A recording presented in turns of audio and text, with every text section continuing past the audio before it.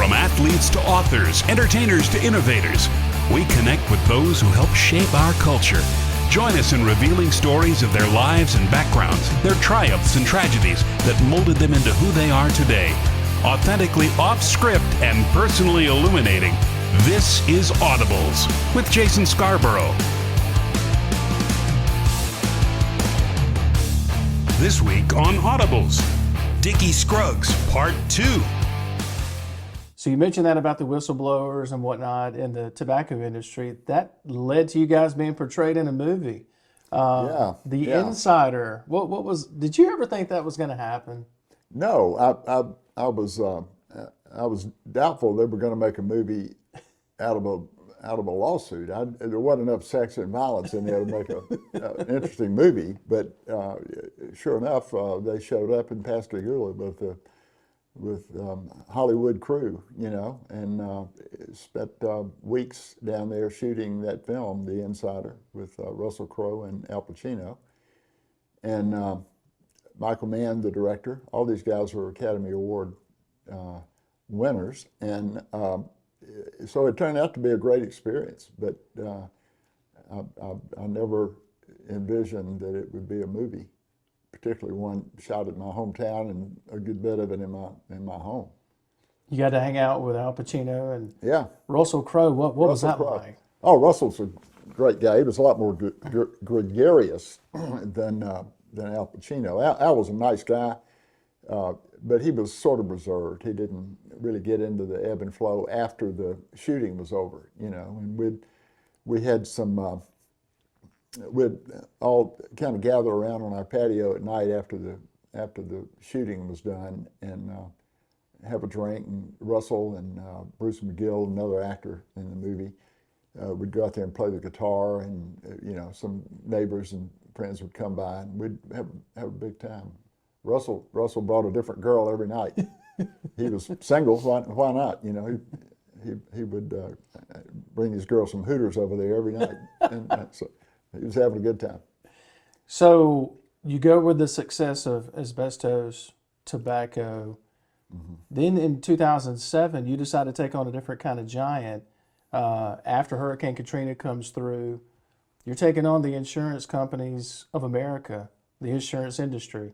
That's a different giant altogether. What gave you the confidence to go into that thing, or what made you feel confident about going into that battle with them? Well, it was not a war of choice. Once Katrina came through and destroyed the Gulf Coast, including my home, and all my friends and family, and everybody were wiped out, the insurance companies decided they weren't going to pay anybody, and they were going to call it all a giant flood, and ignore the wind component of it. And so it turned into a major litigation that I felt like I was drafted into it, although it was a project, a litigation that I was passionate about. It affected so many of my friends and relatives and neighbors, and it put the coast back 20 years when that storm hit, and without insurance to recover, it would still be a wasteland down there. And so we had to sue them, and did.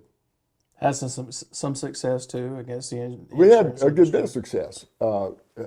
We did. One of my greatest regrets is that I got myself in trouble before I could finish that litigation, mm-hmm. and other lawyers took it over and did a good job. But it was we'd settled. I don't know. We'd probably affected several $100 million worth of settlements by the time I had to drop out of it. You were described, I'm going to read this to you, as a take no prisoners trial lawyer of international repute. Time magazine characterized you as corporate America's worst legal nightmare. I mean, you were in Time magazine, man. I mean, come on, that's a long way from Brookhaven, Mississippi, and Georgia Military Academy. So what do you think when you hear those type of descriptions? Oh, I think that's a lot of hype. It makes me smile. They can invent you and then they can destroy you. Mm-hmm. It's like that. But it was a good ride while it lasted. And No, I got some great press and then later some terrible notoriety. So I've seen both sides of it, but it was exhilarating to be to be thought of that way. I didn't think of myself that way, but to be thought of as this great litigator, great lawyer, with all these accolades was fun. It was euphoric,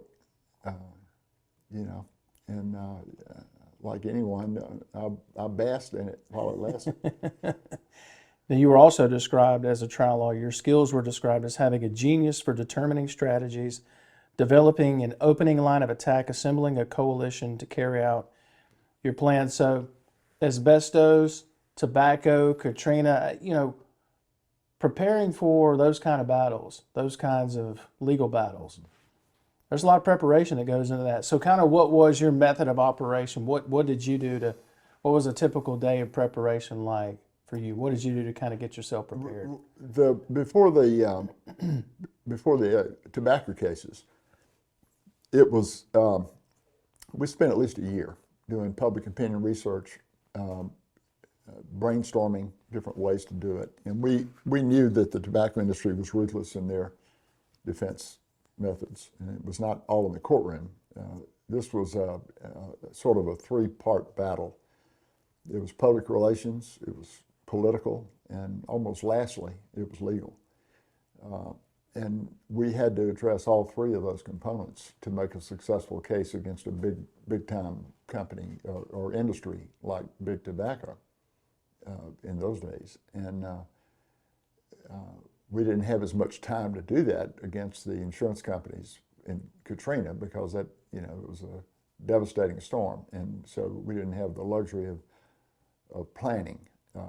But by that time, I had gained a reputation, so I didn't, it wasn't that hard to put together a coalition of lawyers to help with it. And a lot of them did it on their own. They didn't need my help and didn't, they were good lawyers in their own right and didn't necessarily work with me.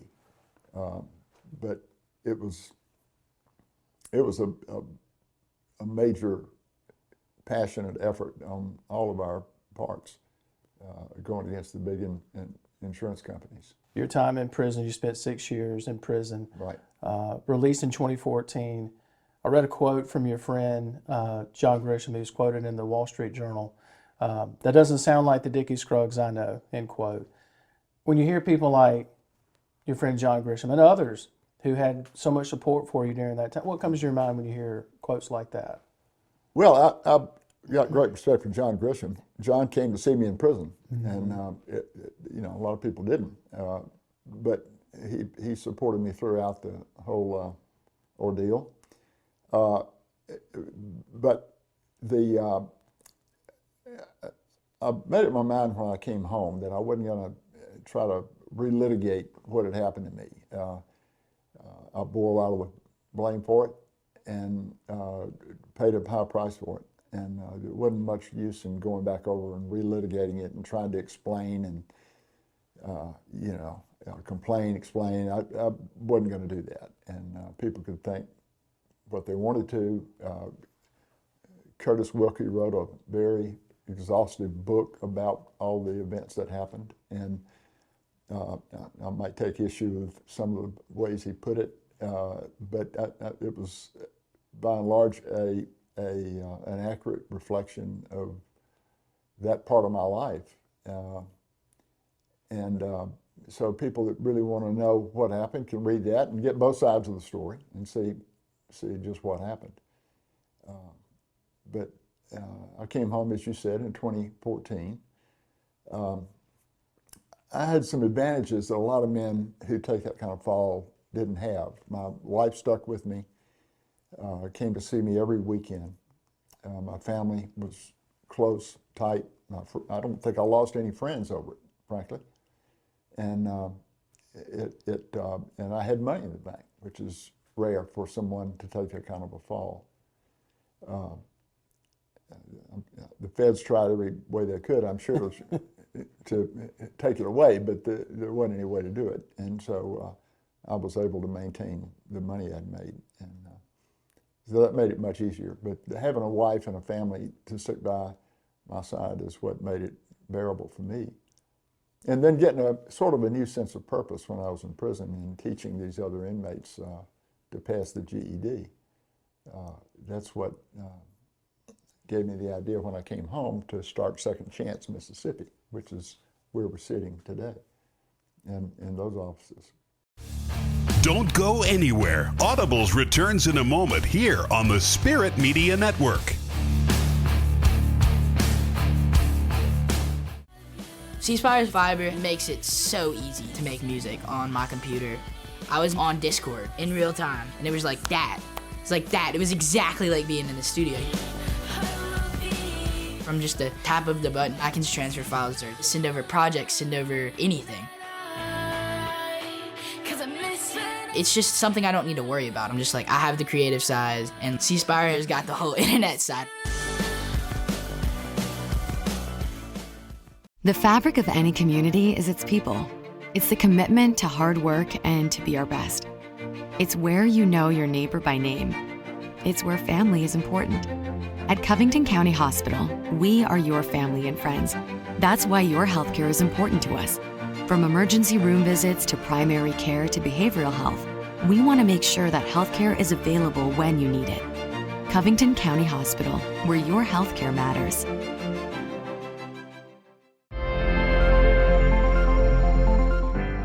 Mississippi's farmers love what they do, producing food and products for you and your family to enjoy.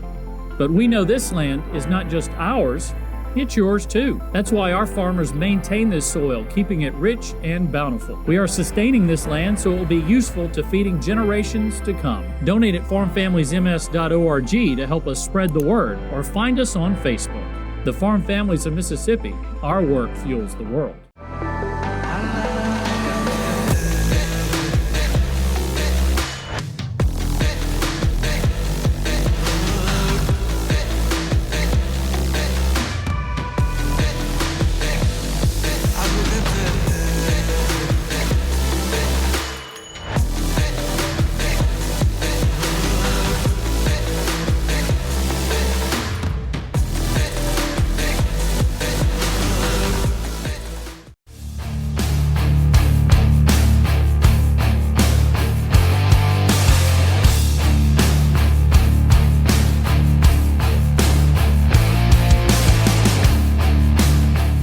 I read that, and I've heard interviews and I've read quotes. It wasn't so much that people didn't know who you were while you were in prison. It was who they thought you were. Walk me through that, because I heard a story about the first day in the chow hall there. You sit down to eat, everybody gets up to leave, and you're like, the heck, So what did you find out that the code was in prison? Right. Well, when I got to prison, I got a surprise. I thought I was being sent to a camp, which is a minimum security prison. It's like a small college campus, but you just can't leave. I mean, there aren't fences and barbed wire or anything like that around it. But next door to the camp I thought I was going to was a serious prison, a low security prison, which is a misnomer because it's much more severe than that. And that's where I had to do the first year, was in that confinement. And I had not prepared for it. And so as soon as I got checked in there, I just, my wife drove me up, dropped me off, and then, that was the last I saw of her for a month until visitation. But I didn't realize that that particular prison was a sort of a destination for a lot of pedophiles, a lot of men who, for whatever reason, I fit the profile. I was middle-aged, coming off the street, first time in prison, middle class. I looked the type of, apparently, of these men who were child molesters. It turned out most of them were never actually touched a child. They were trading illicit pornography, and that's how they got in trouble. But in any event, I didn't know those guys were there. I didn't have any, it never occurred to me. And I asked my lawyer before I went, I said, do I have to tell anybody why I'm there? You know, what that I was convicted and pled guilty to bribery. And they said, no, you don't have to tell anybody. It's none of their business. I said, great. So right off the bat, you know, a couple of guys came up and said, Scruggs, why are you here? I said, well, I made a mistake. They said, yeah, what kind of mistake? I said, well, I'd just rather not talk about it. I made a mistake. And that was the wrong answer. Oh. That's about 25% of the men there were there for pedophilia. And so they immediately thought, because I was being evasive, that that's why I was there. And there's a code in those places that people who are convicted of sex offenses are ostracized from the rest of the prison community, the general population. They have to kind of stick to themselves.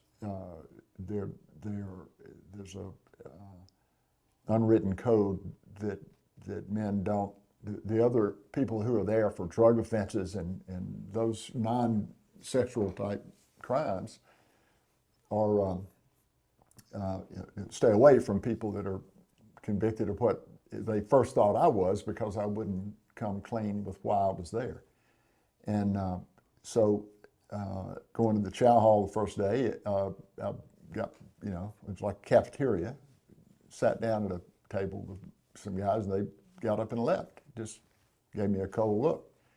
And that went on for several days. People wouldn't make eye contact in the hallways, and my roommate was getting nervous because I didn't tell him. He asked me why I was there, and I dodged around and said I just made a mistake, and you know, it's really almost none of your business. And so he was trying to get moved. He didn't want to be in the room with a guy like that. And the rooms were not cells like you'd see in a movie. They didn't have bars. They were just dormitories, more or less, inside the perimeter of the prison. And so after several days of that, probably close to a week, my roommate came up to me and says, Scruggs, he had a big smile on his face, said, Bob Stone says you're okay. And I went, okay, great. Who is that? Who is Bob Stone? Well, he explained who he was. The guy had been in prison like 30 years, and he'd killed a DEA agent in his younger years. He was a guy about my age, but he was sort of the head dog, the shot caller, if you will, using prison vernacular, in that prison. And the guy had gotten a PhD in prison, and he had read about my case in the Wall Street Journal.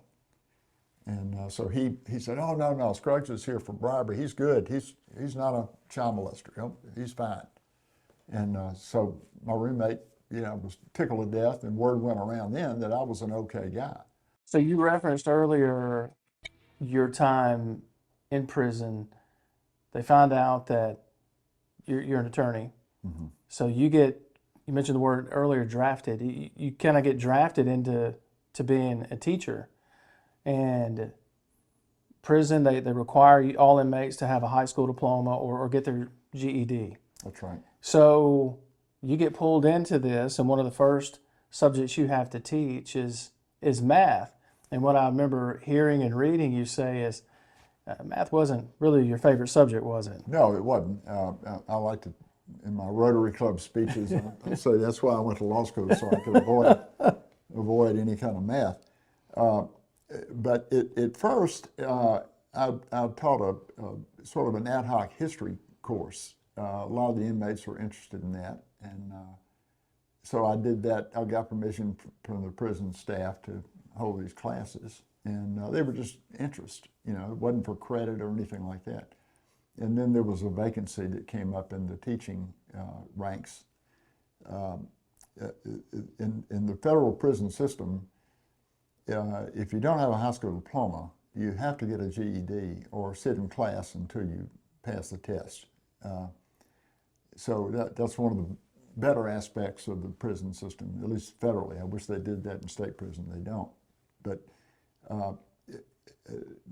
but the teaching, the actual instruction, is done almost exclusively by inmates, by educated inmates who become tutors, and that was the title, tutor, but you were really the teacher. You were in the room with the other inmates, and you were teaching them the course. The staff, the prison staff, wouldn't be in there. They'd be down the hall somewhere, like the staff at any kind of an educational setting. And so the inmates did the teaching, and they needed at first they needed someone to teach Hispanic students math, and I tried that for a couple of months, and that was kind of until somebody came along that could teach them math that spoke Spanish as a first language. And I'd had high school Spanish, but that was about it. So I did that, and then I moved on from that to instructing in English math to prepare them for the GED. And so I essentially had to go back to school myself to learn the material in order to teach it. I read you said how rewarding it was to see a light bulb go off for a middle-aged man who he didn't have any confidence in academic skills. All of a sudden, you're able to teach him basic mathematic concepts, and it's like you can see this light bulb go off. And I kind of get the sense from reading these previous pieces and seeing these previous interviews, it's like a light bulb kind of goes off for you at that moment too, in terms of, hey, there's something I can do to help people once I get out of here. Am I accurate in saying that there's a light bulb that went off then too? Yeah, it did. Yeah, it was. I guess we both had light bulbs go off. It gave me the realization that I had some sense of purpose. That was the toughest part of prison for me, aside from separations from family and friends and comfortable surroundings. The loss of any sense of purpose, which I had always had and took for granted when I was practicing law and as a Navy pilot. I had nothing to make myself feel good about what I was doing until that came along. And I realized, my goodness, this is fun. I mean, and it wasn't so much that I was a great teacher of mathematics. It was a cheerleader kind of thing, because I, convinced these guys that they could, when they got out, they could go do homework with their grandkids or their children when they got home. These were guys that had lost confidence in their ability to do anything academic. And most of them were fairly smart people, intelligent. And they just, for whatever reason, life had come along and they had dropped out of school. And so it was a kick for me, and I did that for, I guess, almost 5 of the 6 years I was in prison. I taught these guys. And the prison staff was supportive of this. I mean, they had graduation ceremonies there, just like a high school graduation. Families come watch the children are watching their dad graduate from high school. I mean, but it was still a big deal, and so that was a rewarding thing for me, and gave me a new sense of purpose. But I decided to do that when I got out, and when I formed Second Chance, Mississippi. Don't go anywhere. Audibles returns in a moment here on the Spirit Media Network.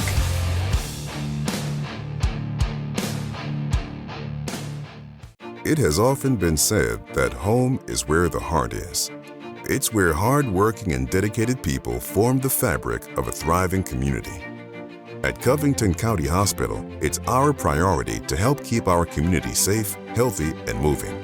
With our primary care clinics and services, we are working to keep you healthy, because home is where the heart is. Home is where family matters. Covington County Hospital, where your health care matters. The internet can be a dangerous place. With Connect and Protect from C Spire, you get the phone you want, and you get the tools to easily track her location, restrict content, and help protect her at any age. It's like a digital mom arm. A what? That thing moms do. I'm not following. How do I put this? Look out! Oh, mom arm. Got it, yeah.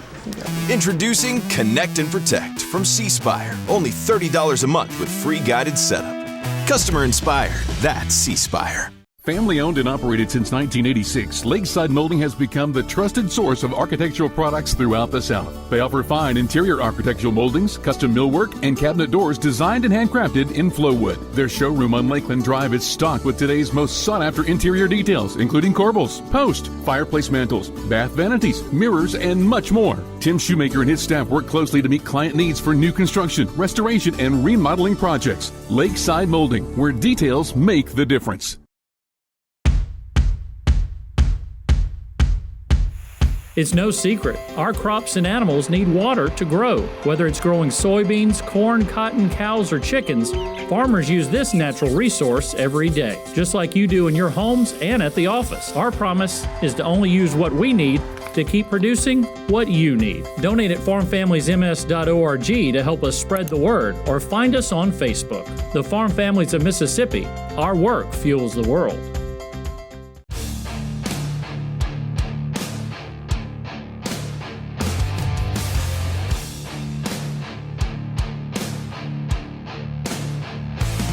March 20th, 2014.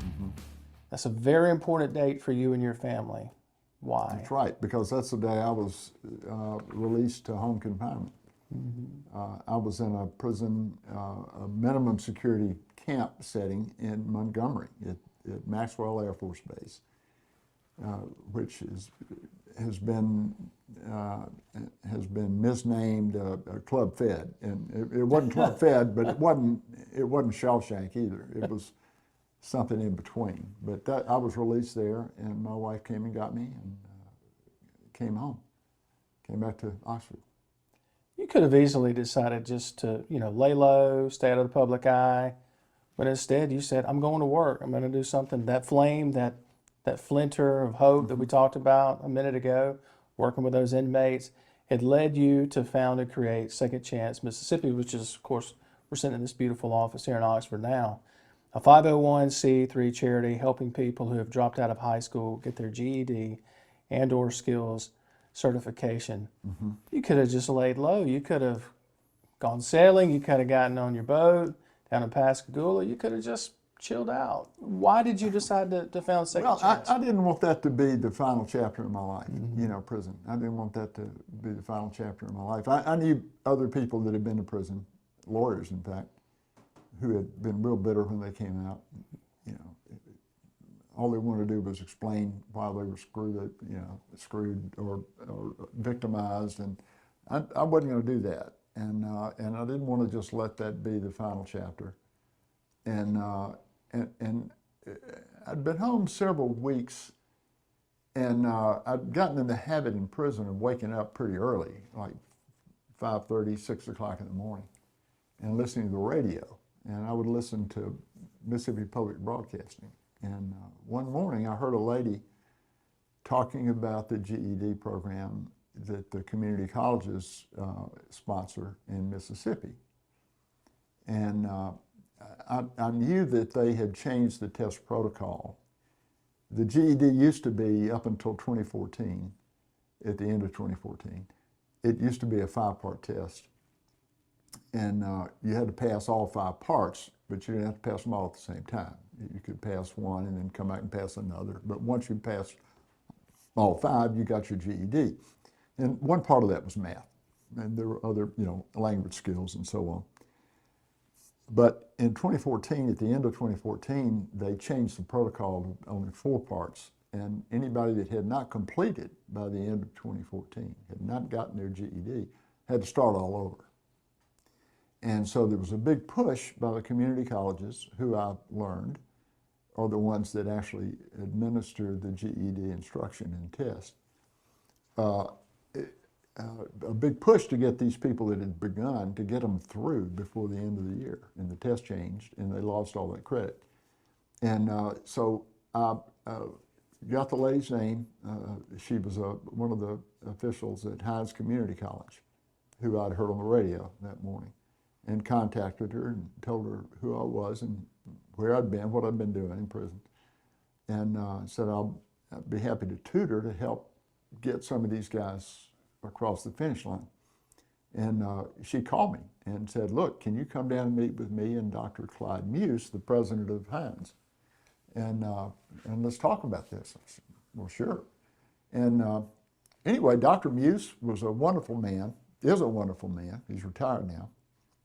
But he's sort of the godfather of the community colleges in Mississippi. He's the dean, if you will, of all the college presidents. And he encouraged me to set up, to do more than just tutor, to actually set up a program to sponsor people who give them financial help to get through. Not to do, in other words, more than teach, but to scale it up, where I'm helping a lot of people with what's called wraparound support, which didn't sound very glamorous, but it was necessary, because most of the population that needs a GED are one flat tire from dropping out again. You know, they don't have any money, and they don't have a job, and they don't have the ability to go to school and pay their light bill. And so that's what we started doing. And at Dr. Muse and Colleen Hartfield, who was the lady I heard on radio, who's on our board of directors now, encouraged me to set up a more robust foundation. And that's when the Second Chance idea started. And at first I went around, I hired a young woman from Brookhaven, Caddy Case Beals. She's one of the Case family down in Brookhaven. And to come in and run this, I think I hired Caddy at the beginning of 15 maybe. And I told her she was going to have to do all the work. I was going to take the credit, and she would do the work. And so we started together, went around and visited at least half a dozen or more community colleges to find out what they needed. And what they needed was wraparound support for their students, something that gave them a little bit of financial support that wasn't available through any government means to help them get their GED. And that grew over the years into workforce training as well as GED. And I've learned now that actually workforce certification in welding, industrial maintenance, HVAC installation repair, nursing skills, that all these so-called soft skills are what are really more important actually than a GED, because it signifies that you know how to do something, and it's backed up by a certification that's nationally recognized and accredited. So we started providing essentially scholarships for the students that were selected by the community college educators as worthy, and people that had shown gumption to get their GED. And now we've assisted over 1,200 young Mississippi adults in getting a GED and/or workforce certification. So working with Second Chance Mississippi, I'm curious, all the organizations, businesses that you guys partner with, I'm curious, as you being the king of torts back in the day, that was a nickname given to you, do you ever run across any former adversaries? If you do, how do those interactions go? Usually it's lawyers that were on the other side. Yeah. But those were all collegial relationships for the most part. Okay. You know, I was a defense lawyer to begin with, and those guys, I think, were more ready to accept me than they would have been for the typical trial lawyer who didn't do defense work for a while first. And it was sort of a pedigree, had been doing defense work early in your career. And so I made a lot of good friends on the other side of who defended these cases, both whether it's asbestos or tobacco, or even the Katrina litigation. And some of that got bitter. And it's like two athletes during that 60 minutes, they're going to try to knock the hell out of each other. But at the end of that, they're friends, And that's kind of the way it was for me, and the way it is. In some of the phone conversations you and I have, and like I told you at the beginning, I feel like we've already done this interview in some ways through some of the phone chats we've had. You talked about when you did come home and You were nervous when you talked about the book that Curtis Wilkie wrote. There were some nerves there, but it turns out you were more well received than you had anticipated. I got to ask, do you attribute that to Miss Diane? You got to attribute it to her, I do. correct? I do. To my wife. I mean, she, as I said, that was the reason I was able to survive this. Was just through her tenacity, and she stayed engaged in church and civic activities here. She's right now on the Historical Society. We make fun of her on the Hysterical Society.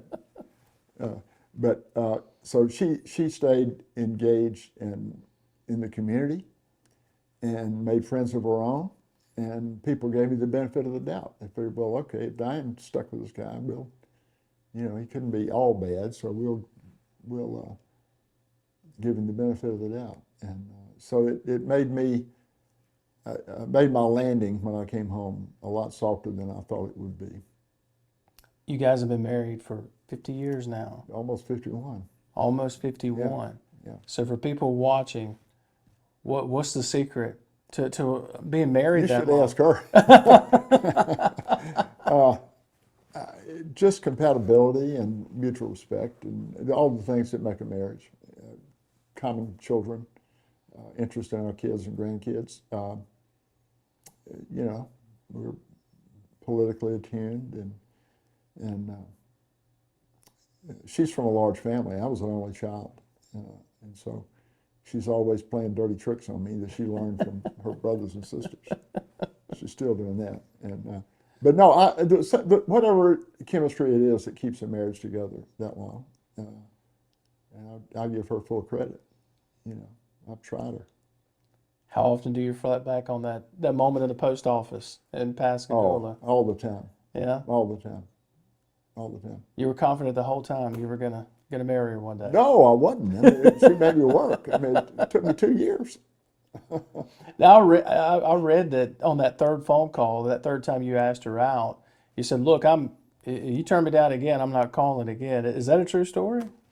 Well, I didn't put it just like that. I said, well, you know the rule. It's 3 strikes and you're out. Right. She said, well, yeah, but, call me back. So I did.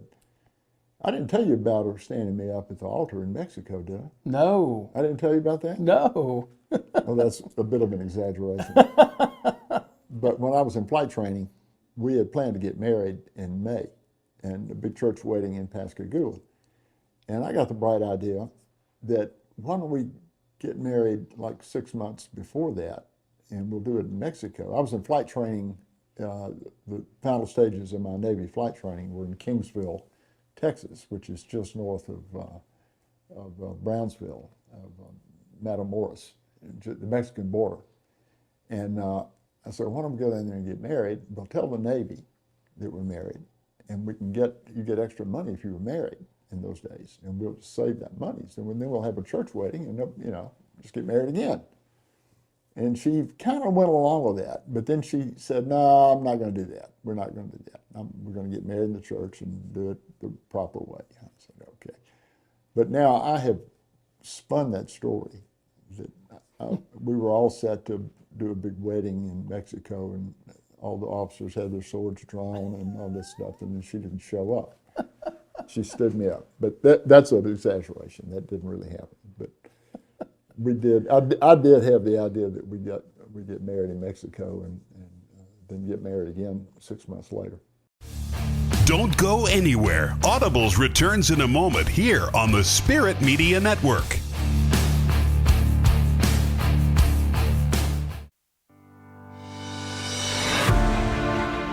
"100 years ago, there were a lot more of us. Today, we're using the latest technology to make sure not one seed, not one drop of water, not 1 inch of this farm goes to waste. We want to be here for the next generation of Mississippians, ours and yours. Donate at farmfamiliesms.org to help us spread the word, or find us on Facebook. The Farm Families of Mississippi, our work fuels the world." The fabric of any community is its people. It's the commitment to hard work and to be our best. It's where you know your neighbor by name. It's where family is important.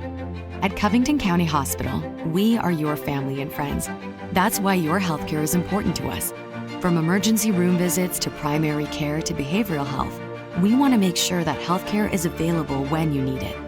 Covington County Hospital, where your healthcare matters.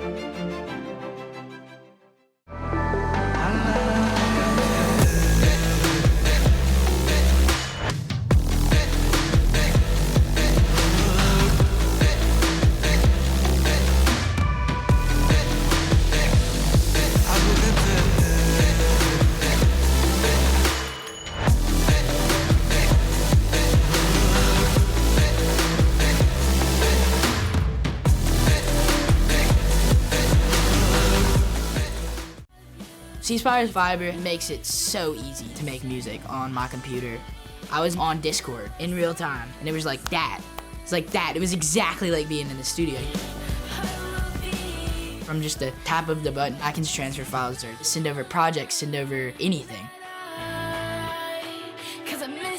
It's just something I don't need to worry about. I'm just like, I have the creative side, and C Spire has got the whole internet side.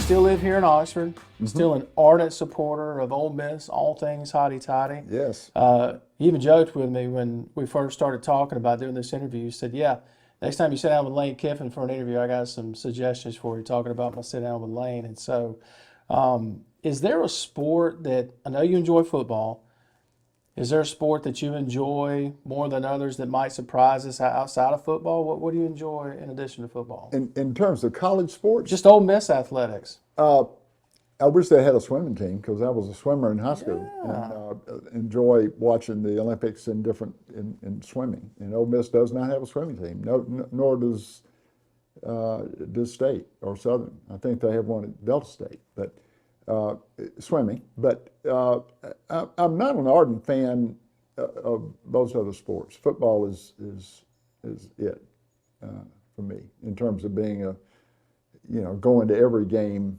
At least every home game. I like to support the basketball program.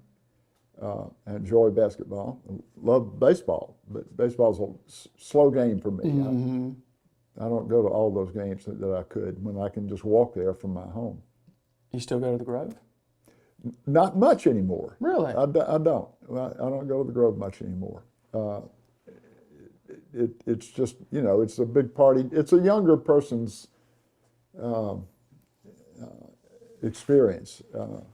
It's us old guys don't need to be back in the Grove anymore. I did for many years. Yeah, but not lately. Okay, so what is your ideal college football experience? Is it in the lazy boy in front of the TV? We'll have a watch party, for away games. Yeah. But we have a skybox at the stadium here. Okay. And so we pack about 30 people in there every game. During COVID, we couldn't do that. Mm-hmm. But typically 30 friends and family, and my kids and grandkids like it now. And so it's a big event, planning for that. That's like doing a cocktail party every weekend. I read you enjoy sailing and racing sailboats. Obviously, not in Oxford, right? But do you still get to do that? Yeah, I do. In fact, we 2 years ago, we actually won the race from Tampa to Havana, open ocean race down there. And I have a sailboat in Pascagoula, which is out of the water, getting a new bottom paint on it right now. But we sail mostly recreationally now. I sailed competitively for 20 years. Was part of an America's Cup campaign and try to compete at that level.